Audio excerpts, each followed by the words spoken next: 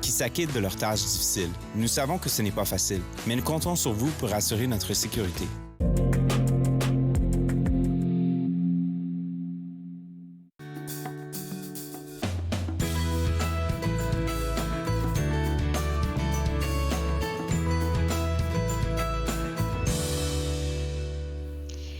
Bonjour et bienvenue à Entre nous, exclusivement sur les ondes de TV Rogers. Je suis Claude-Andrea Bonny. Je me ferai un réel plaisir de passer la prochaine heure avec vous. Aujourd'hui à l'émission, on va discuter avec notre coach de vie, Sylvie Lapointe. Et aujourd'hui, notre thématique va porter sur comment confronter ses peurs. On a tous des peurs et avec Sylvie, tantôt, on va avoir des suggestions pour comment, outrepasser nos peurs pour pouvoir mieux agir. Je vais aussi m'entretenir avec Chantal Valéran, qui est la directrice de l'organisme Jeunesse sans drogue, et Chantal a décidé de nous parler aujourd'hui du vapotage et de comment aider nos jeunes à arrêter de vapoter. Et tout de suite, pour commencer, dans le cadre du mois de l'histoire des Noirs, je reçois un homme noir, un homme des médias qui se démarque dans la communauté non seulement par son talent, mais aussi par ses différentes initiatives. Innocent Baguidi. Et tout de suite, en allant, Innocent, j'ai envie que les gens apprennent à te connaître un peu mieux. Qu'est-ce qui t'a amené au Canada et tu es au Canada depuis combien d'années? Je suis au Canada, quand même, ça fait un bout, hein. Je suis rentré en 2008. D'abord, je vais commencer par bonjour aux téléspectateurs, bonjour à ceux qui me regardent, et merci encore une fois de m'avoir invité sur les ondes de TV Rogers, et c'est toujours un plaisir d'être là. Donc, comme je disais, je suis rentré au Canada en 2008, donc ça fait quand même un bout. Et dès lors, j'ai commencé à m'intégrer petit à petit dans la communauté avec des activités, en participant à diverses sortes de choses qui m'intéressaient. Et c'était plus la communication qui faisait mon affaire, en fait. Donc, je suis rentré, j'ai fini mon secondaire et tout de suite, je suis rentré à la cité collégiale pour étudier en relations publiques. Et j'ai gradué, ce qui m'a permis de faire beaucoup de connexions et tout. Et nous voilà ici aujourd'hui. Mais oui, et puis quand tu parles d'intégration, là, j'ai envie que tu nous partages un peu quel a été ton sentiment face à cette intégration, pardon. Est-ce qu'elle a été difficile, facile pour toi?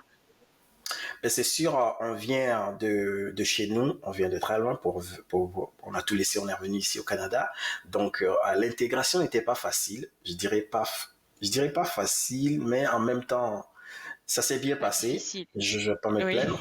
Donc, mais tu sais, quand on arrive dans un nouveau pays, on essaie de s'adapter à ce qu'on voit, en fait. Donc, parce qu'on n'a pas le choix de toute façon. Et ça s'est bien passé. Pour commencer, déjà, j'ai commencé à l'école en commençant à participer. Il y a un petit gouvernement des étudiants à l'école, dont je me suis intégré dedans. Donc, j'étais la personne responsable qui faisait le lien entre l'école et le CPEO, dans le conseil scolaire. Donc, j'ai commencé par là et j'ai trouvé ça intéressant et je me suis dit, OK, avec ça, j'ai commencé à découvrir plein de choses et je me suis dit, super intéressant avec ça. Je suis rentré dedans, j'ai fait plein de connexions et à part ça, je me suis introduit sur la scène musicale. J'ai fait un peu de musique et puis en même temps, tout s'était bien passé. Relié, en fait. Tout était relié, donc ce qui m'a permis de faire la connaissance de Jean-Marie Vianney que vous connaissez bien et c'est grâce à lui que je me suis vraiment poussé dans le côté média parce que j'animais avec lui dans le temps une émission à CHUFM qui s'appelait Jumbo Ottawa. Donc avec ça, ça m'a beaucoup plu. J'ai dit, écoute, ça c'est ce que je veux faire, la communication. Et puis je suis rentré dedans. Et ouais, c'est ça. Il nous reste 1 minute et 45 secondes avant la pause. J'aimerais que tu nous donnes, toi, ton avis concernant le bénévolat et comment c'est important pour nous, immigrants, de s'impliquer dans ce mouvement-là. Et que je trouve ça très très important parce que parfois parfois on ignore certains aspects en fait, mais le bénévolat nous offre beaucoup de portes. Ça, je vais pas te le mentir. Je l'ai fait, comme je l'ai mentionné tantôt à CHUFM, c'est ce que je faisais, le bénévolat. Et également, quand j'ai fait mon stage à TV Rogers, quand je graduais pour mon programme de relations publiques, j'ai fait aussi du bénévolat à TV Rogers. Donc, ça m'a permis de créer des contacts, de créer un portfolio lourd, en fait. Donc, ce qui me permet aujourd'hui que si j'ai besoin de poster quelque chose quelque part ou puis j'ai besoin de quelqu'un pour intervenir dans mes lives, de ce que je fais actuellement, j'ai la facilité en fait. C'est une bibliothèque de référence, le bénévolat. Donc moi, j'encourage le monde, j'encourage ceux qui viennent d'arriver, j'encourage ceux qui veulent d'aller faire du bénévolat, essayer et puis aller chercher l'expérience en fait. Parce qu'ici au Canada, de toute façon, avant d'être embauché dans un travail, on te demande d'abord ton expérience de travail. Et avec le bénévolat, je pense que tu peux déjà combler cela. Et c'est très important. J'encourage beaucoup ça. Et ça me fait penser même aux gens qui arrivent, par exemple, de l'extérieur, qui viennent fraîchement d'arriver de l'extérieur et qui arrivent dans les écoles, comme par exemple à la Cité. Tu as gradué en relations publiques à la Cité, et moi pareil, là. Et je me dis, c'est important, là, de vraiment s'impliquer dans qu'est-ce qui est en train de se passer dans la vie estudiantine. Écoute, je vais te garder avec moi. On va prendre une pause et juste après, on va continuer de parler avec Innocent Gbagidi de ses projets, mais aussi de tout ce qu'il est en train de préparer en ce moment. Vous regardez Entre nous, exclusivement sur les ondes de TV Rogers.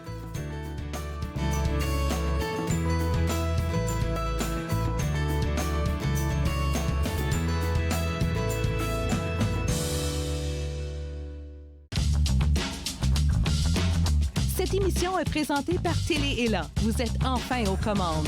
Pour en savoir plus, visitez rogers.com.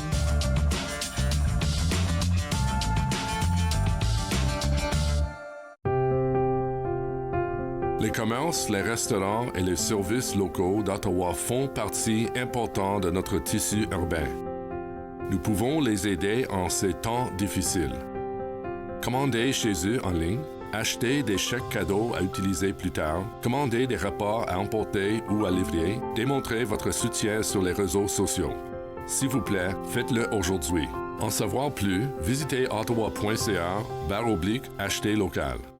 Ignorer le racisme, c'est s'ignorer soi-même. En tant que Canadiens, nous dénigrons toute forme de racisme.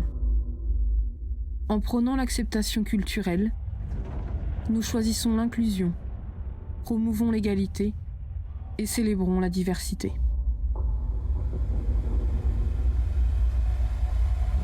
Choisissons la santé, pas la haine. Cette semaine, Anna t'en parle pour la première de la saison. Je me retrouve en studio, en direct avec Marcel Brault et on parle des élections. Nathan parle, mercredi 20h sur TV Rogers.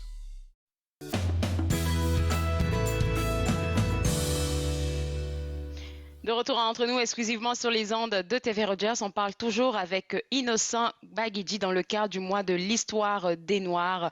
On rencontre, je vais dire, l'homme des médias de la région. Et Innocent, j'ai envie de te poser la question de savoir qu'est-ce que le mois de l'histoire des Noirs représente pour toi? On voit que tu as une belle tenue qui nous vient de quel pays déjà, pardon? Ça vient du Bénin et c'est un cadeau de mon beau-frère que je salue au passage. Alors, qu'est-ce que ça représente pour toi, ce mois de l'histoire des Noirs? Pour moi, le mois de l'histoire des Noirs, honnêtement, ça représente beaucoup pour moi. Je trouve ça très, très important. Et je vais pas te mentir, quand j'étais au pays, je connaissais pas ça. Tu vois, oui. Pour nous, on est déjà dans l'histoire, on la vit l'histoire chaque jour au pays. Mais en venant dans un pays tel que le Canada et en voyant la multiculturalité des choses, j'étais impressionné en fait. Et jusqu'à avoir un mois dédié pour le mois de l'histoire des Noirs, j'ai trouvé ça fascinant en fait. J'ai trouvé ça fascinant et j'ai trouvé ça important parce que ça permet aussi à ceux qui sont ici, qui sont jamais rentrés en Afrique, les enfants qui sont nés ici par contre, de découvrir l'histoire, de découvrir des gens qui ont fait dans leur communauté, dans la communauté noire surtout, et puis d'avoir une connaissance de la chose en fait. Tu vois, donc pour moi, j'ai été beaucoup fasciné par ce qui se passe, les activités, que ce soit des activités aux ateliers et autres. Donc honnêtement, moi je trouve ça très très important. Oui, on est juste un peu frustré là du fait qu'on puisse pas célébrer ça comme on le faisait auparavant à cause de la pandémie. Mais il y a tellement d'activités virtuelles là qui nous permettent de plonger dans le mois de l'histoire des Noirs. Et puis bon, comme tu le dis là, c'est fascinant parce qu'on voit combien de fois apprendre de l'histoire. Par exemple, tu as porté une tenue du Bénin. Si je devais te demander ça représente quoi, tu m'aurais appris des choses, tu comprends? Donc, je vois que Exactement. c'est assez important et pour toi et pour moi-même d'ailleurs. On va aller parler maintenant de la Chronique des Noirs. C'est un beau projet que tu as lancé sur les médias sociaux parce que c'est ça qui fonctionne en ce moment. Et j'aimerais savoir d'où est-ce que ça te vient et c'est quoi ce concept-là? Ok, on a parlé du mois de l'histoire des Noirs. Donc, pour moi, pendant la période du mois de l'histoire des Noirs, on voit souvent des choses qui se font, c'est-à-dire des activités, on rend hommage, comme je le mentionnais, aux gens qui ont fait des trucs dans notre communauté et dans le monde noir. Mais moi, cette fois-ci, j'ai voulu aller un peu plus profond, tu vois, un peu plus en détail dans les choses, en fait. Donc, avec mon ami et collègue Giantake, que je salue également au passage, on s'est entendu, j'ai préparé le projet, je l'ai approché parce que j'ai trouvé que c'était la bonne personne pour partager ce projet. Je l'ai approché et il m'a dit oui, ça me ferait plaisir de travailler là-dessus. Donc, qu'est-ce qu'on a voulu faire, on essaie de faire avec ce projet, c'est d'aller en détail de l'identité noire en fait, de l'identité noire, de la culture noire, la spiritualité, l'identité sociale. En fait, parler en fait des choses qu'on ne nous apprend pas nécessairement à l'école ni sur les ondes en fait. Donc pour moi c'est très important de valoriser cette partie de la culture noire et c'est pour ça que j'ai lancé le projet La Chronique des Noirs et on a commencé le samedi passé, le premier épisode est passé et je remercie déjà ceux qui se sont connectés pour suivre ce premier épisode. Donc le premier épisode c'était l'identité noire. Donc, dans l'identité noire, nous, on résume ça de cette façon. Chacun a sa définition de la chose. Donc, pour nous, l'identité noire est constituée, par exemple, des caractéristiques et des attributs qui font qu'un individu ou un groupe se perçoivent comme une entité spécifique et qu'ils sont perçus tels par les autres. Tu vois? Donc, chacun a sa définition de la chose, mais nous, on veut aller en fait plus en détail dans le détail de la chose. Donc, pour nous, c'était important, on a discuté de l'identité personnelle, l'identité culturelle et l'identité sociale.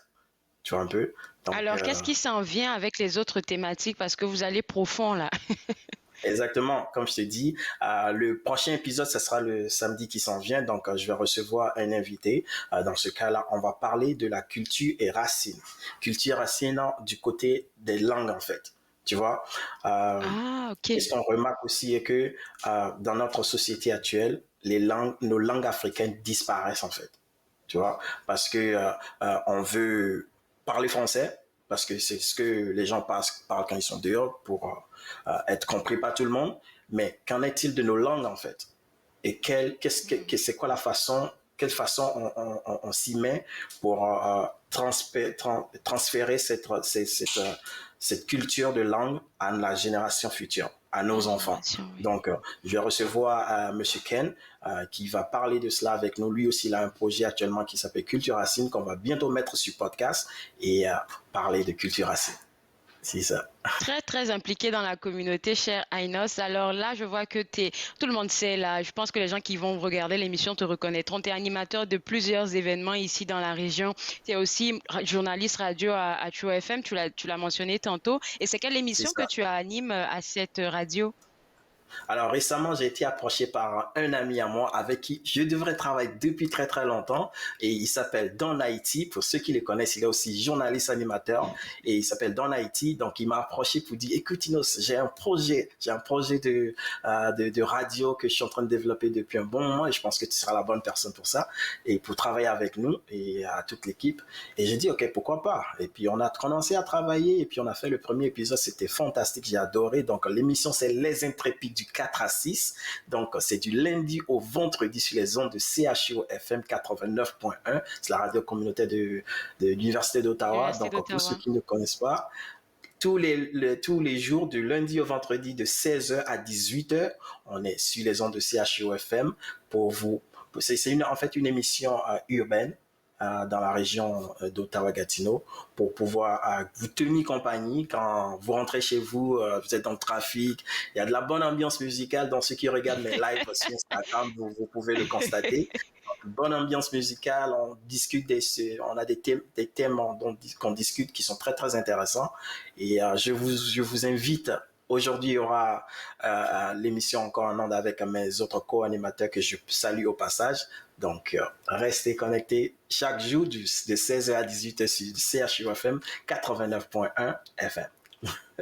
Merci beaucoup, Ainos. Et puis, il va nous rester juste 45 secondes. Est-ce que tu prépares des projets futurs? Oui, il y a plein de choses qui arrivent. Bientôt, je vais lancer un autre... une autre série d'entrevues sur ma page Instagram MC Baramba Ino. Si vous n'êtes pas abonné, allez vous abonner tout de suite. Donc, ça sera la saison. Ça va s'appeler la saison. Donc, chaque mois, on va choisir un thème. Ça sera la saison des artistes, la saison des entrepreneurs, la saison. Donc, ne vous inquiétez pas. On travaille sur ça. Ça va venir. Et allez vous abonner tout de suite à ma page Instagram parce que c'est là-bas que tout se passe. Merci Et aussi, beaucoup. il y a... Oui. Si je peux me permettre, il y a aussi Afrofest qui est en train de venir. Ceux qui sont venus l'année passée, vous l'avez vu, Afrofest, je l'ai animé l'année passée sur la plage Moniz Bay. Donc, ça s'en vient aussi cette année. Donc, allez tous vous renseigner sur les dates et tout ce qui va se passer parce que, vous savez, l'été, c'est la chaleur, donc il faut dégager l'énergie. Écoute, bon mois de l'histoire des Noirs à toi et puis on espère te parler une prochaine fois. Au revoir. Merci beaucoup à vous. Bonne soirée. Alors, pour vous autres à la maison, pour suivre l'actualité de Ainos, comme il a dit, pour ceux qui ont Instagram, ça sera facile. Ça sera à MC avec une barre, un trait d'union en bas, Ainos. Et puis, vous allez avoir accès à tout ce qu'il fait. Nous, on va prendre une pause et juste après la pause, on parle avec la directrice de l'organisme Jeunesse sans drogue, Madame Chantal Valéran, qui a décidé de nous parler aujourd'hui du vapotage. Vous regardez Entre nous, exclusivement sur les ondes de TV Rogers.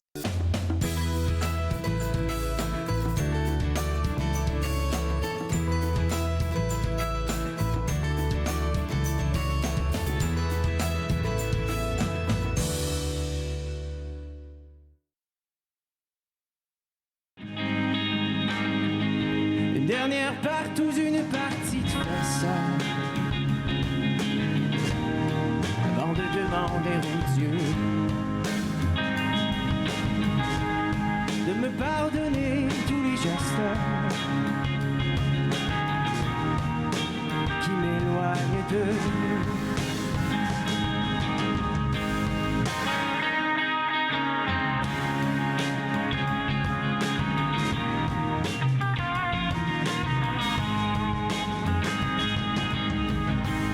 Je ne peux pas vivre au bout d'une leçon.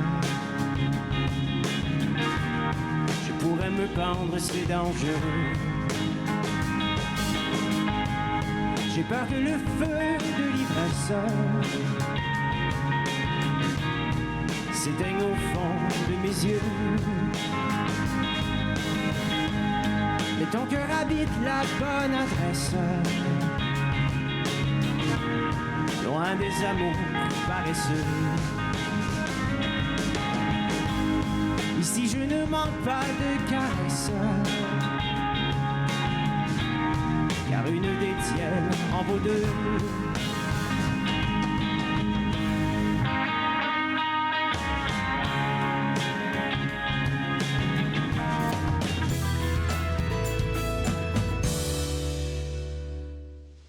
De retour entre nous exclusivement sur les ondes de TV Rogers, on parle maintenant du vapotage qui est devenu une tendance qui vraiment prend de l'ampleur chez les jeunes gens. Et pour en parler, Chantal Valéran, directrice de l'organisme Jeunesse sans drogue.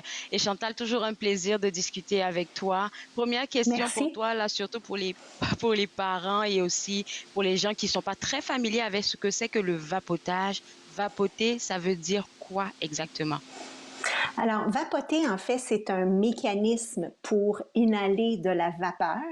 Ça peut s'appeler aussi une cigarette électronique. En fait, c'est vraiment un outil pour inhaler. Alors, l'inhalation peut habituellement se faire par de la fumée, mais là, au lieu de la fumée, on fait de la vapeur avec le mécanisme qui est donné. Donc, quand on parle de vapotage, ce qui est important de savoir, c'est est-ce qu'on parle de vapoter de la nicotine ou est-ce qu'on parle de vapoter du cannabis? Parce que les deux peuvent se faire avec une cigarette électronique Et les gens ne le sauront pas nécessairement parce que ce qui arrive avec la vapoteuse, c'est que la senteur qu'on sentait avec la cigarette habituellement n'est plus là parce que la vapeur n'amène pas cette senteur-là. Alors, c'est plus difficile à détecter. Et cette cigarette électronique, parce que je pense que c'est le terme courant que beaucoup de personnes connaissent, la cigarette électronique, ça a été créé, si je ne me trompe pas, pour que les gens arrêtent de fumer. Donc, comment, du jour au lendemain, ça devient une grosse problématique? Mais effectivement, au départ, c'était un outil de cessation. Et malheureusement, il y a eu une tendance où est-ce que les jeunes ont commencé à expérimenter, au lieu d'expérimenter avec des cigarettes, se sont peut-être tournés vers le vapotage pour expérimenter. Alors, d'un outil où ça devait vraiment être une fin de consommation de nicotine pour les adultes, pour les aider à justement à faire la transition de façon un peu moins drastique parce que la nicotine est un produit qui développe une dépendance très forte. Oui. L'outil de cessation, maintenant, la tendance est beaucoup plus à utiliser le vapotage comme un outil familier de tous les jours qu'un outil de cessation. Alors, c'est comme ça que ça a été introduit dans le marché, mais malheureusement, ça l'a transitionné vers d'autres choses. Alors pourquoi, je suppose que ça serait ça, la curiosité, c'est ça qui pousse les jeunes à aller toucher à ça, je suppose. Oui, bien, il y a différentes raisons quand on demande aux jeunes pourquoi ils vont aller l'essayer. C'est parce que c'est un outil attrayant. Il y a différentes formes. La cigarette électronique, c'est nouveau, c'est plus tendance. Donc, les jeunes, ça a l'air un peu plus cool. Tendance. Mais oui, exactement. Mais il y a également le fait qu'il y a différentes saveurs.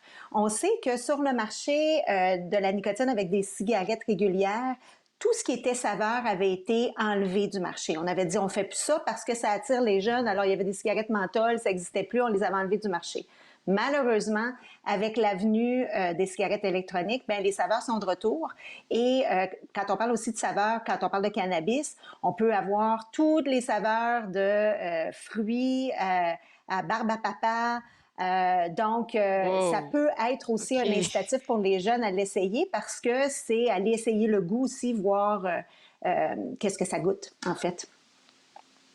Donc, c'est vraiment ça. Et puis, le fait qu'il y ait beaucoup de saveurs, là, je pense que c'est ça même qui les entre-griffes, là, qui les excite un peu plus parce que, j'ai goûté la saveur fraise. Ben, demain, il y en a en mangue, là, j'aimerais en goûter. Et puis, de fil en aiguille, est-ce que c'est le même niveau de teneur en substance que toutes ces saveurs-là ont? Non, c'est ça qui est compliqué aussi avec la cigarette électronique. Puis c'est la même affaire. On a déjà parlé, vous et moi, de cannabis, puis de l'importance de savoir où est-ce que les gens se procuraient leur cannabis. C'est la même affaire avec, quand on parle de vapotage, de cigarette électronique, où est-ce que les jeunes vont aller chercher leur substance? Est-ce que c'est sur le marché légal ou sur le marché noir? Et quand on parlait d'un outil de cessation avant, le niveau de nicotine qui était à l'origine dans ces cigarettes électroniques-là était de niveau inférieur pour graduellement se sevrer de la nicotine. Mais malheureusement, avec ce qu'il y a sur le marché, il y a maintenant des cigarettes électroniques qui ont une teneur en nicotine beaucoup plus élevée qu'une cigarette ordinaire. Incroyable. Donc, le risque de dépendance est encore plus élevé qu'avec une cigarette normale parce que le niveau de nicotine est encore plus haut que ce qu'on aurait retrouvé dans une cigarette ordinaire. J'ai envie de m'attraper la tête parce que là, on disait comme ça que je me souviens très bien quand cette publicité de cigarette électronique passait, on disait que vapoter, c'est moins dangereux que de fumer la cigarette. Donc là, on voit que cet adage-là n'a plus lieu d'être. Mais écoutez, fumer une cigarette, quand on dit c'est plus sécuritaire, en fait, moi, j'aime mieux utiliser le terme « qu'est-ce qui est plus ou moins néfaste ». Parce qu'en bout de piste, un fumeur, la triste réalité, c'est qu'un fumeur de cigarette, à long terme, il y a 1 sur 2 fumeurs qui va mourir de la cigarette. Quelqu'un qui fume de façon régulière, c'est 50%. Il y a moins de chances de mourir à la guerre, quasiment, pour un soldat. Il y a plus de chances de revenir à la maison que de fumer une cigarette. Il n'y a pas 50% des gens qui s'en vont à la guerre En tout cas, mais tout ça pour dire que c'est néfaste qu'on fume une cigarette ou qu'on vapote, oui, à la base, on peut penser que la vapeur va être moins néfaste que la fumée. Mais les poumons ne sont pas faits pour respirer ni de la vapeur, ni de la fumée. L'exemple que j'utilisais souvent, c'est si quelqu'un décide, moi, parce qu'on entend aussi des jeunes qui disent « Ah, mon produit est plus naturel, donc ça doit être meilleur pour moi. » OK, si je prends une carotte, puis que je carbonise la carotte, je la coupe en petits morceaux, je la réduis ensemble, je la roule comme il faut, puis je fume la carotte parce que je vais prendre des légumes. Mes poumons ne sont pas supposés de fumer la carotte. Ils sont supposés de l'ingérer. Donc, quand un jeune vient nous voir et nous dit « Ouais, mais c'est plus sécuritaire », c'est pas nécessairement plus sécuritaire. Je veux dire, est-ce que tu veux te frapper avec un marteau ou tu veux te frapper avec un autre outil, là? Ça va être néfaste. Peu importe, parce que les poumons, à la base, ne sont pas faits pour faire ça. L'exemple, il était trop marrant. Alors là, il y a des risques qui viennent avec le vapotage parce que ce que je trouve intéressant, c'est que Chantal, tu as mentionné qu'il y en a des jeunes qui vont vapoter avec de la nicotine à l'intérieur et d'autres qui vont le faire avec de la marijuana, mais de manière, comment ça s'appelle là, en tout cas? Avec le cannabis, les huiles, je pense. Oui, exactement. C'est ça. Oui. Donc, il y a trois façons. Si on parle de consommer du cannabis en vapotage, il y a trois différentes méthodes. Alors, il y a l'herbe séchée qu'on peut mettre dans un petit dispositif avec une cigarette électronique et fumer. À titre de comparaison, dans les années 80, par exemple, un joint normal, régulier, avec du cannabis dedans, était à peu près, on dirait, à 2 ou à 5 % de THC, de teneur en THC. Maintenant, quand on utilise ces herbes-là dans un dispositif de cigarette électronique, c'est à peu près entre 20 et 25 %. Donc déjà là, il y a une grosse différence avec ce que peut-être les gens connaissaient dans le temps. Mais ça, c'est une façon. Après ça, il y a des huiles. Et les huiles et les concentrés peuvent aller jusqu'à une teneur de 80 à 90 % de THC. Donc, c'est énorme quand on passe de 2 à 5 % à 80 à 90. Puis, il y a aussi un autre procédé qui est un produit qui est plus solide, qui est chauffé, qui est envoyé dans un petit... C'est différents dispositifs de cigarettes électroniques. Puis, quand on va dans des places où est-ce qu'on vend des dispositifs de vapotage, on a accès à toute cette gamme-là. Mais en bout de piste, ce qui est important de savoir, c'est que tout ce qui est huile, d'extrait de cannabis, de solide de cannabis, le niveau de THC est immensément plus grand qu'un joint, par exemple, qu'on roulait avec de l'herbe séchée. Et là, c'est un danger aussi avec les jeunes, parce que si c'est mixé avec une saveur, par exemple, que ça devient attrayant, le risque de dépendance, le risque d'utilisation problématique est beaucoup amplifié. Donc, on revient toujours à la base quand on parle que je dis souvent aux parents plus loin, puis essayez d'aller savoir qu'est-ce que vous prenez, c'est quoi la teneur, où est-ce que vous voulez être procuré, parce qu'il faut éduquer nos enfants pour qu'ils sachent exactement qu'est-ce qu'ils prennent. À ce sujet-là, il y a des suggestions que Chantal voulait partager avec les parents, mais on va prendre une pause et juste après, on va en parler. Parfait. Vous regardez Entre nous exclusivement sur les ondes de TV Rogers.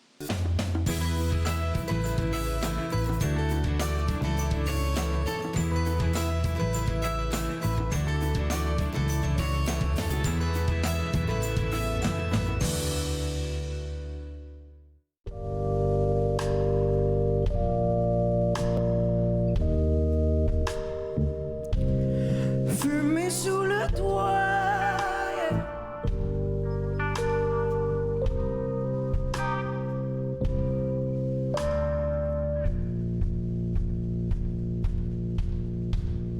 Hotbox senti, on a bloqué la sortie. La fumée tombe sur nous, des bouffées d'ondes avant-goût. Si je tremble, qu'est-ce que j'ai peur? Dans mon ventre, y a un feu. Je vois flou, mais tout est là. Rouge, rouge éclair. From the top jusqu'au cap, plus Fumer sous le toit, fumer sous le toit, yeah. Ring pas les pompiers, que le fling puisse durer, yeah. Dans une vapeur à l'abri, steam bath à pain de minuit. Et si tu tousses, on va pomper à terre, mettre du lousse.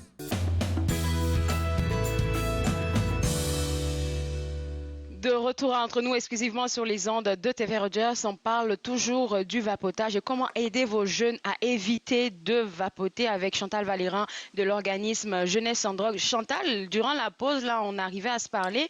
Tu me parlais du fait que vous aviez réussi, en tout cas, le monde avait réussi, on va dire ça comme ça, à diminuer en fait l'utilisation de la cigarette, même chez les jeunes gens. Mais maintenant, avec la vapoteuse, le pourcentage a augmenté. Oui, malheureusement, on s'est aperçu dans les dernières années que pour les jeunes entre 16 et 19 ans, il y a une augmentation de 74 C'est trop. Au niveau du vapotage. C'est énorme. On avait fait beaucoup de progrès justement pour contrer le tabagisme, la nicotine avec les cigarettes. Et le vapotage est revenu en force. Donc, Santé Canada a fait un sondage dernièrement. C'est 23 des jeunes de la 7e à 12e année qui ont déjà utilisé une vapoteuse. Mais ce qui nous encourage, c'est que ça ne veut pas dire que, je veux dire, l'adolescence est faite pour expérimenter. On n'a jamais, nous, dit qu'il faut absolument promouvoir l'abstinence coûte que coûte. Il faut outiller les jeunes avec la meilleure information possible pour qu'ils puissent prendre les meilleures décisions pour eux autres mêmes. Fait qu'il y en a qui vont l'essayer puis qui vont dire c'est pas pour moi. Ce qui est dangereux, c'est de développer une dépendance. Puis comme j'indiquais plus tôt, étant donné que certaines cigarettes électroniques ont une teneur en nicotine plus haute, ça prend pas beaucoup de temps pour développer une dépendance. Mais quand on dit beaucoup de temps, si un jeune commencerait, par exemple, à utiliser ça dans le mois de février, on compte combien de jours ou combien de semaines pour qu'il soit appelé un dépendant? C'est difficile à savoir par rapport à la durée de temps. Ce qu'il faut savoir, c'est quel est le contexte. Est-ce que le jeune va maintenant utiliser, c'est là que les parents doivent poser des questions. Est-ce qu'il l'utilise sur une base régulière, ce qui veut dire à tous les jours? Est-ce que le jeune se cache pour consommer dans la salle de bain de l'école, par exemple? Et le problème avec la vapoteuse, c'est que on ne détecte pas, il n'y a pas de senteur vraiment. À part, on peut voir la vapeur, mais si on ne le voit pas, on ne le sentira pas. Où est-ce qu'on sentait la cigarette avant? Donc, la dépendance peut se faire rapidement et pour le savoir, c'est justement d'aller détecter, est-ce que tu sens un besoin de devoir l'utiliser tous les jours? Est-ce que tu l'utilises avec des amis ou est-ce que tu es rendu à le faire de façon solitaire parce que tu sens que ton corps en a besoin? Et c'est là qu'on développe une dépendance puis une problématique. Et puis là, les parents, c'est normal de s'inquiéter, je me dis, mais Chantal, tu veux inviter les parents à ne pas tout de suite paniquer, mais tu viens avec des outils pour les appuyer. Bien sûr, oui, non. C'est sûr qu'au départ, on panique, on entend tout ça parce que les poumons sont plus vulnérables. Même en temps de COVID, c'est plus dangereux. Il y a 5 à 7 fois plus de danger d'attraper COVID si on a des poumons vulnérables par rapport au vapotage si on est jeune. Puis c'est dangereux aussi d'avoir des effets plus à long terme. Mais en bout de piste, ça nous a pris 20 à 30 ans à vraiment savoir quels étaient les effets sur la santé de la nicotine avec les cigarettes. Donc, on est au tout début du vapotage. Quand les gens demandent, mais c'est quoi l'effet à long terme du vapotage? On ne le sait pas. Tout le monde est en train de faire de la recherche là-dessus, puis on est en train d'essayer de voir dans le temps comment ça se développe. Mais on sait qu'à court terme, ça affecte les poumons. Donc, on demande aux parents d'avoir ces conversations-là, de partager ces faits-là avec leurs jeunes, au lieu d'aller paniquer, puis de justement d'aller voir, est-ce que mon jeune est en train d'expérimenter? Est-ce que mon jeune l'a essayé une fois dans un party, puis finalement n'a pas vraiment aimé ça? Ou faut comprendre le contexte de pourquoi le jeune en consomme. Surtout demander aux jeunes, est-ce que le jeune est au courant si c'est du cannabis ou c'est de la nicotine? Si c'est du cannabis, quelle teneur en THC ça a? Avoir une conversation beaucoup plus pragmatique, plus près des faits. Venez sur notre site, à jeunessesandroguecanada.org. On a plein de façons d'aborder la conversation, mais c'est vraiment d'accompagner son jeune pour savoir, « Hey, moi, j'ai eu des nouvelles données. J'écoutais la télé aujourd'hui, puis je me suis rendu compte que des choses que je savais pas sur le vapotage. Toi, étais-tu au courant que X, par exemple, qui peut avoir plus de nicotine dans une cigarette électronique qu'une cigarette ordinaire. Est-ce que tu savais ça?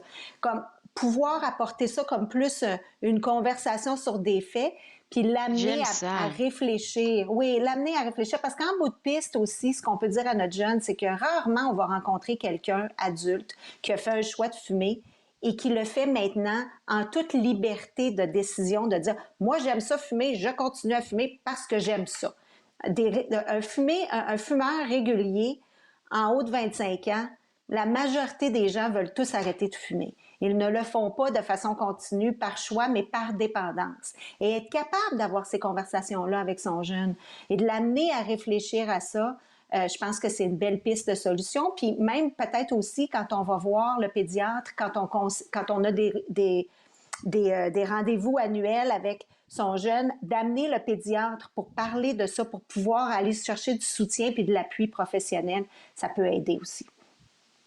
Et définitivement, là, j'aime tellement qu'est-ce que tu as dit, Sylvie. Je dis Sylvie parce que ma prochaine invitée, c'est Sylvie. Je pense directement à elle, Chantal, pardon. c'est que vraiment, il faut, en mettant les faits devant les enfants, je me rends compte que ça va leur permettre de se responsabiliser eux-mêmes. Parce qu'on ne vient pas en les accusant. J'aime beaucoup ton approche. Oui. Bien, en bout de piste, on ne sera pas là quand dans la cour d'école, il va y avoir une vapoteuse qui va se promener. Ça ne sera pas nous qui vont être là qui vont dire « Oh, tu ne devrais pas faire ça ». Alors, idéalement, on a eu ces conversations-là en amont. On lui a donné toute l'information, puis à la base, au moins que l'enfant puisse dire « Excuse, est-ce que c'est de la nicotine ou du cannabis qui est dans la vapoteuse? » Qu'il puisse au moins aller chercher la bonne information. On leur donne tous les outils pour qu'ils puissent prendre une décision réfléchie et la plus sécuritaire pour eux possible. Merci beaucoup, Chantal. Et puis, vraiment, j'ai hâte à une prochaine rencontre virtuelle sur l'émission. On apprend toujours de belles choses avec toi, surtout pour les parents. Je te souhaite une bonne journée. Merci beaucoup. À toi aussi. Bonne journée. Alors, pour vous autres à la maison, pour avoir plus d'outils pour vous aider à accompagner vos jeunes enfants qui vapotent et même plus encore, vous êtes invités à visiter le www.jeunessesandroguecanada.org. Vous allez avoir toutes les ressources gratuites disponibles qui s'y trouvent. On va prendre une pause et juste après la pause, on parle avec notre coach de vie, Sylvie Lapointe, et avec elle, on parlera de comment confronter ses peurs. Vous regardez Entre nous, exclusivement sur les ondes de TV Rogers.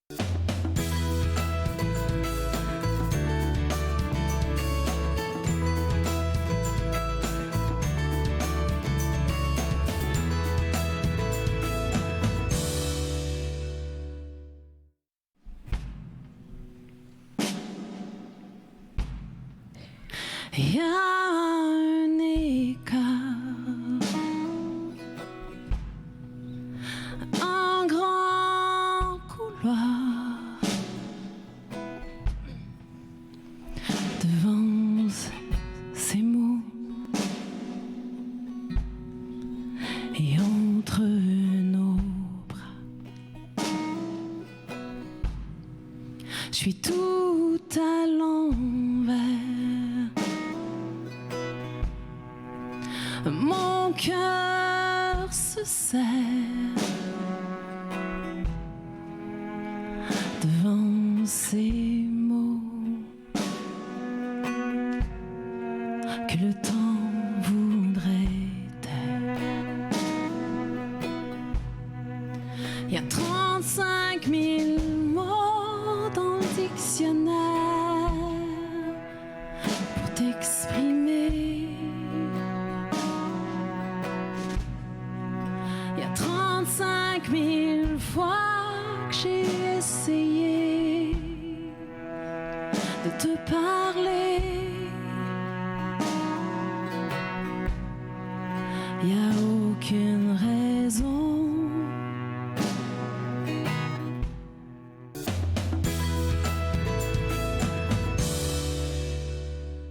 De retour entre nous exclusivement sur les ondes de TV Rogers, on s'entretient maintenant avec notre coach de vie Sylvie Lapointe et on parle aujourd'hui de confronter ses peurs. C'est je vais dire, ça se trouve à la page 62 et 63 de son ouvrage Vis ta vie, le guide de mieux-être. Et Sylvie, moi j'aimerais déjà te demander comment toi tu définirais le sentiment de peur, parce que j'ai appris dans le livre que c'est un sentiment. Oui, c'est un sentiment. Je pense que ça se définit de différentes façons, dépendant de qui on est. Je fais de l'anxiété, donc pour moi, ce sentiment-là d'anxiété ou de serrement à la poitrine, de cœur qui débat. Ça serait ma façon de définir la peur. Pour d'autres personnes, c'est peut-être moins visible, moins criant, mais je pense que c'est une émotion qui nous met en état d'alerte essentiellement. Si on s'intéresse au cerveau, le cerveau reptilien, qui est la plus ancienne partie de notre cerveau, était très utile, est encore utile, mais on peut se rappeler que dans la préhistoire, s'il y avait un mammouth qui se mettait à courir après toi, tu avais besoin de justement engager ton cerveau reptilien qui dit « cours, cours ».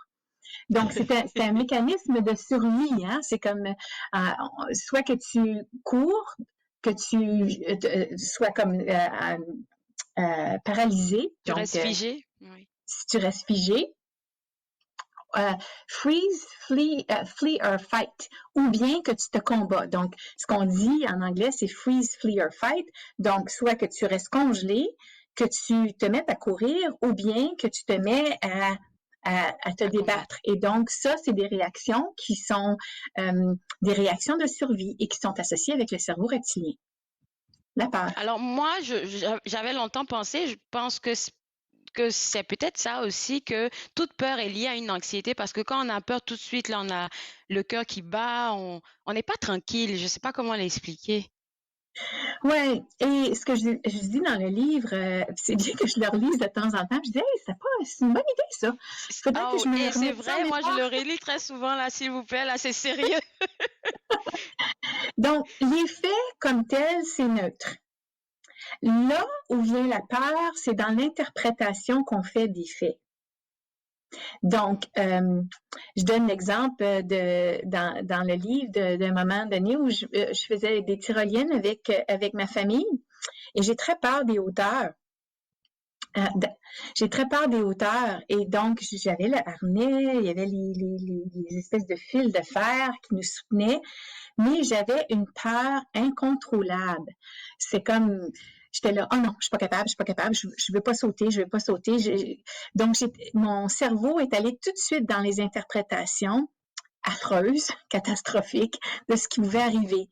Et ce que je suggère dans le livre, c'est de justement être capable de prendre un recul puis dire, minute là, c'est quoi les faits? Ah, les faits, c'est que j'ai un harnais. Les faits, c'est qu'il n'y a pas eu d'accident ici depuis des dizaines d'années. Les faits, c'est qu'ils prennent plein de précautions et que vraiment, je peux pas tomber. Je vais peut-être manquer mon pas, mais je vais être quand même accrochée au fil de fer. Donc, je ne peux pas tomber. Et une fois que j'ai commencé à identifier les faits, ça m'a aidé à calmer les interprétations que je faisais et de continuer. D'ailleurs, je suis très tête de mule. Tous ceux qui me connaissent le savent. Et donc, je me suis dit, moi, je vais le faire. Ça n'a pas d'importance si j'ai peur. Je vais juste le faire parce qu'il faut que je le montre à mes filles. Et donc, je l'ai fait. Mais j'ai confronté ma peur. Il y a quelque chose, je ne sais pas si on peut le voir, la fois où j'ai lu la partie qui parle de confronter ses peurs, j'ai souligné des affaires en rouge et l'une des affaires qui est venue me chercher, moi j'ai une interprétation autre de ce que tu as écrit, c'est que lorsque tu t'étais attachée pour faire le saut en tyrolienne, là, le monsieur qui vous accompagnait, il a dit, Madame, vous ne pouvez pas tomber au sol, votre harnais vous gardera suspendu et en sécurité. Quand j'ai lu ça directement, j'ai pensé, peut-être que c'est un peu spirituel là, mais à l'être supérieur, c'est-à-dire il n'y a aucune peur qui peut nous emmener aussi bas que terre quand on fait confiance au supérieur. Oui, essentiellement, il disait, fais confiance à mon expérience, fais confiance au fait qu'il y a des centaines et des centaines de personnes qui passent à travers les mains tyroliennes. C'est ça. Et donc, il faisait appel à ma logique essentiellement. Hein? Il faisait appel à ma logique. Donc, encore là, ça rejoint un petit peu ce que je disais, c'est qu'il faut dissocier les faits qui sont neutres, hein? Il fait chaud, il fait froid, il fait 30 degrés, il fait moins 15. C'est ni bon ni mal, c'est juste un fait. Et c'est l'interprétation qu'on fait de ces faits-là qui nous amène soit à une place de confiance ou à un moment de peur. Et puis, c'est quelque chose on a eu comme thématique de la saison précédente Entre nous, c'est le moment présent, être présent. Et je suppose que ça prend de ça pour se dire, j'essaie de me calmer, pour me reconnecter seulement à la situation qui est en train de se passer, qui n'a pas vraiment rapport souvent avec moi. Oui, parce que souvent, les peurs sont rattachées à des événements ou des expériences qu'on a eues par le passé. On fait rapidement cette connexion-là dans notre cerveau. Et quand on rassemble tout ça ensemble, ça fait une beaucoup plus grosse boule que peut-être la petite boule de « bon, j'ai un harnais, puis je vais faire une tyrolienne ». Donc, c'est sûr qu'il y a des choses qui se rattachent à cette émotion-là. Est-ce que je parle de différentes techniques pour confronter ses peurs? Oui. Une que je faisais souvent avec ma fille Maya, qui a elle aussi des problèmes d'anxiété sérieux, c'était de lui dire, OK, imagine le pire. Qu'est-ce qui serait le pire qui pourrait arriver? C'est vrai que tu l'as écrit ici, oui. Oui, donc elle me disait, bon, si je vais à l'école, puis je fais ma présentation, puis je me trompe de mots, ou bien j'oublie quelque chose, c'est vraiment affreux, c'est terrible. Là, je lui dis, écoute, on va imaginer ça. Imaginons que tu oublies tes mots. Qu'est-ce qui pourrait arriver? Ben, ils vont rire. OK, est-ce que t'es morte, Siri? Non. J'ai un petit peu honte? OK. Mais est-ce que tu es capable de survivre à la honte? Oui, je suis capable de survivre à la honte. Donc, dans le fond, tu penses que tes amis pourraient aussi s'imaginer à ta place puis avoir un petit peu peur de quand ça sera leur tour, puis peut-être qu'ils vont être un petit peu plus gentils, tu penses? Ah oui, peut-être. Et donc, d'imaginer le pire, de dire, OK, c'est quoi les chances que ce pire-là nous arrive, puis de revenir justement, comme tu dis, au moment présent. Alors, confronter ses peurs, c'est thérapeutique. Je pense que ça se trouve, on a vu l'ouvrage tantôt, à la page 62 et 63 de ton ouvrage. Sylvie, toi et moi, on va prendre une pause et juste après, on va continuer de parler des outils que tu partages à la page 63, surtout pour confronter ses peurs. Vous regardez Entre nous exclusivement sur les ondes de TV Rogers.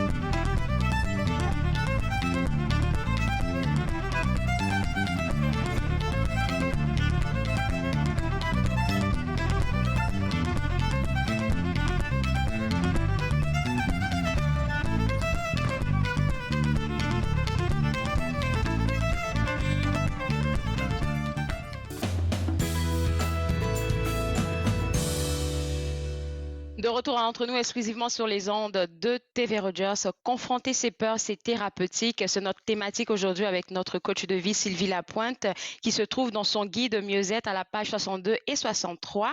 Et là, on va donner des outils qui ont été partagés dans ton ouvrage, Sylvie, aux gens qui nous regardent. Et on va commencer par le courage. Surtout pour ceux qui pensent qu'ils n'ont pas de courage. Tu as un mot pour eux ici? Oui, ça m'a toujours impressionné quand on retrouve la racine d'un mot. Il y a des indices qui peuvent nous aider à comprendre quelle est la définition vraiment profonde d'un mot. Entre autres, le mot courage vient du mot cœur. Et je ne sais pas si tu as déjà entendu l'expression avoir du cœur au ventre. As-tu déjà entendu cette expression-là? Non. OK.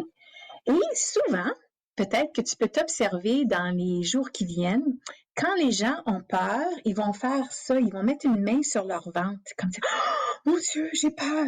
C'est comme, c'est une réaction automatique et j'aime bien le lien qu'on fait avoir du cœur au ventre. Et donc, c'est de dire, OK, je prends ma détermination, je prends ma passion, je fais face à ce qui me fait peur. Et donc, j'ai besoin de cœur pour avoir de courage.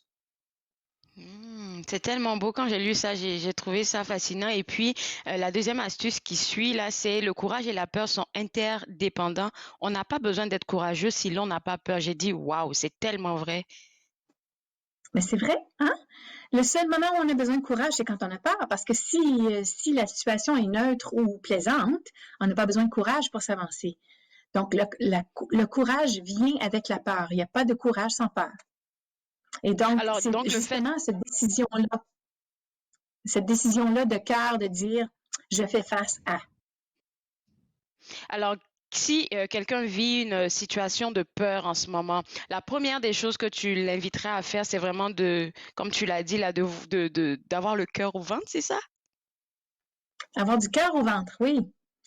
Et on a déjà parlé de cet exercice-là de Tara Brach, une thérapeute avec des racines bouddhistes et des convictions bouddhistes. Et elle dit d'inviter la peur à prendre un café avec nous. Donc, c'est une technique qu'elle décrit. Elle a un acronyme qui est RAIN, R-A-I-N, comme la pluie en anglais. Mais le premier R, c'est de reconnaître « j'ai peur ». OK, alors j'ai peur, c'est ça qui se passe. Mon cœur débat, je suis un petit peu fébrile. J'ai envie de courir, j'ai peur. Donc, reconnaître. Ensuite, accepter. OK, dans cette situation-là, c'est logique. Je peux comprendre pourquoi j'ai peur. J'ai peur, donc il n'y a rien d'autre à faire que de dire « je te vois peur, je te nomme peur ». Ensuite, le I, c'est d'investiguer. Pourquoi j'ai peur? J'ai peur de tomber. Pourquoi j'ai peur? J'ai peur de mettre mes filles en danger parce que, bon, si moi j'ai peur, est-ce que c'est possible qu'elles aussi soient en danger? Est-ce que, j'ai peur parce que je me souviens, à un moment donné, j'ai grimpé une échelle, puis je suis tombée. D'ailleurs, ça, c'est arrivé pour moi. J'étais sur un cheval de ferme, puis pour une farce, un des cousins avait donné une claque sur le derrière du cheval qui s'est mis à galoper. Mais un cheval de ferme, là, c'est comme 8 pieds, hein? C'est comme 8 pieds d'eau, puis c'est large, j'avais pas de selle. Je suis tombée sur la route, un chemin de campagne, j'ai perdu le souffle, j'ai eu mal au dos, puis j'étais toute petite. Alors, investiguer. Ah, OK, ça, c'est la connexion que je fais avec la hauteur.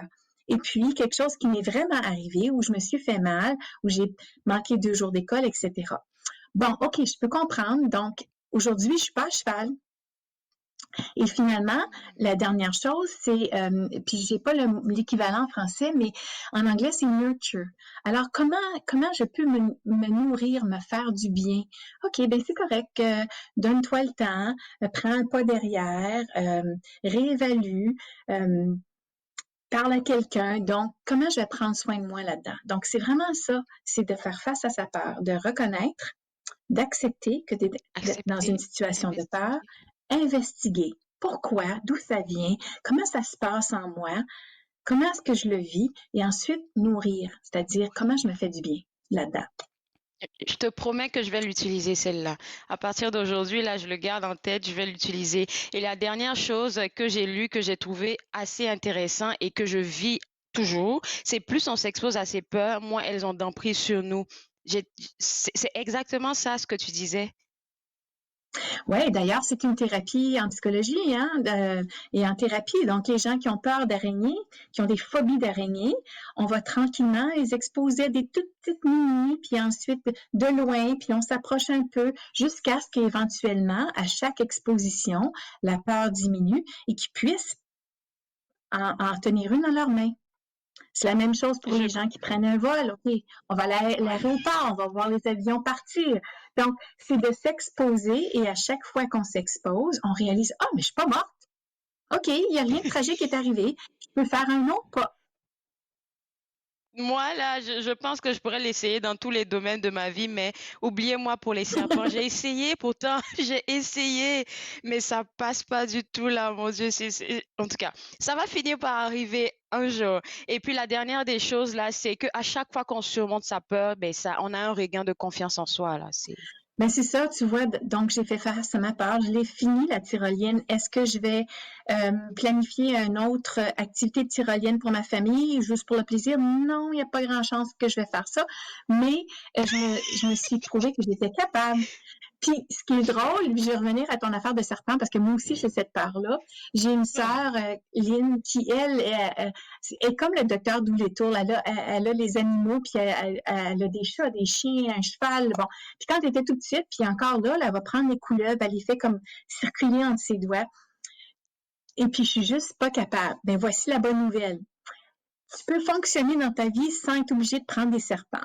Mais, peut-être que si tu as des contrats à travers le monde, comme je le fais, avoir une peur de prendre l'avion, ça, c'est peut-être quelque chose qui vaut la peine de confronter. C'est fait. Merci beaucoup, Sylvie. Je t'envoie de gros bisous et puis je vais inviter les gens à se procurer le guide sur le site web. À une prochaine fois. Bye! Alors, pour vous autres à la maison, pour avoir accès à notre coach de vie, Sylvie Lapointe, ça sera au www.l2emergence.com et c'est là aussi que vous pourrez avoir accès à son ouvrage Vie ta vie, le guide de mieux-être. On va prendre une pause et juste après la pause, je vous partagerai quelques informations. Vous regardez Entre nous, exclusivement sur les ondes de TV Rogers.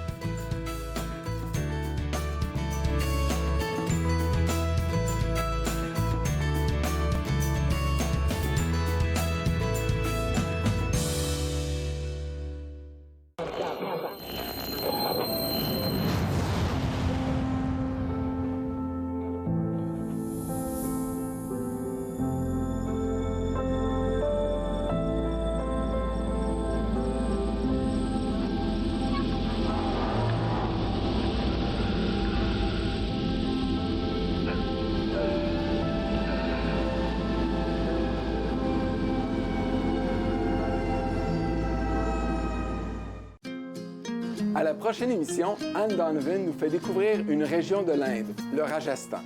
Nous cuisinerons également une soupe aux lentilles masala.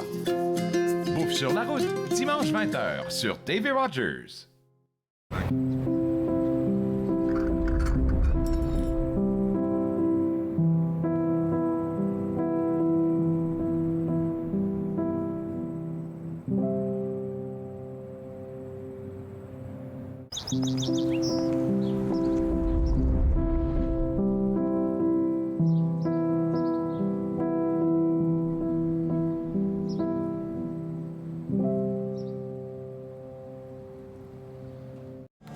Je vous invite à écouter et à voir Encore jeune, une émission et un magazine pour les aînés, un magazine de grandes choses constitué de toutes petites choses. Encore jeune, dimanche 19h sur TV Rogers. De retour à Entre nous, exclusivement sur les ondes de TV Rogers. Aujourd'hui à l'émission, j'ai discuté avec Chantal Valéran, qui est la directrice de l'organisme Jeunesse Center. Avec vous, on sera de retour demain à partir de 11h. Et on va discuter avec l'auteur Gabriel Osson de sa participation à la Croisée des mots et bien d'autres invités encore. Au revoir.